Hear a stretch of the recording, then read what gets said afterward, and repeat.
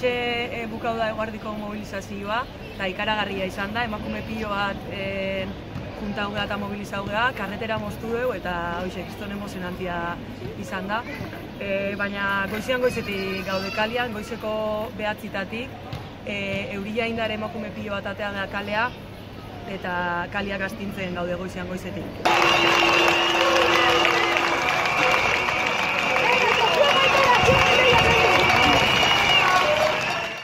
Deialdiak ez digula sorpresa zarrapatu, lehengo urteko jendean erantzuna ikaragarria izan zen, baina aurretik nintzen landanan emaitzare bada. Urte askoz mugimendu feminista lanian egon zen lehengo urteko emaitza lortzeko, eta aurtengo deialdian lortu nahi izana da, greba hori ornitu, edukiz ornitu eta zergaitik ateatzen kalea azaldu.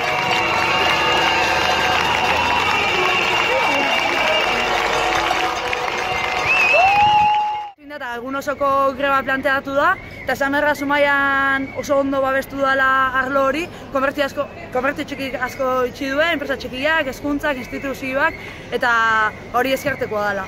Eta bestaldetik esan baita, lehen urteakin alderatuta, aurten 5 ardatz diala greban, pentsionisten borroka gehitu dela, baina fokoan izan dela jarri zaintza gunetan. Hor barruan esan, egoera oso prekarioan daudela, ez dazkaela jaiegunak, ez dazkaela asteburutako eskubideak, eta behaien borroka pixkat gure egite deula, behaien aldarrikapenak kalea ekartzeko.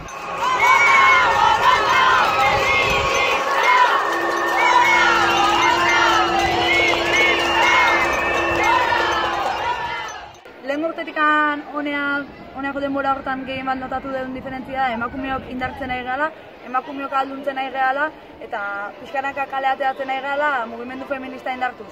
Hala ere, esan behar dugu gizartiai bere horretan asko falta zaio laguan dikan mugimendu feminista labatzeko, behintzat mugimendu feministan aldarrikapenak bere gain hartzeko.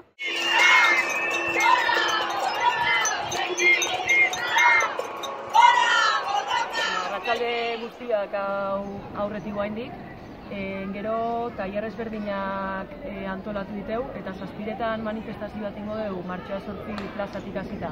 Eta beko plazan bukaukoa ekitaldi batekin. Eta mugimendu feministatik gonbita luzatzeieu herritar guztiak mobilizazioan parte hartzen.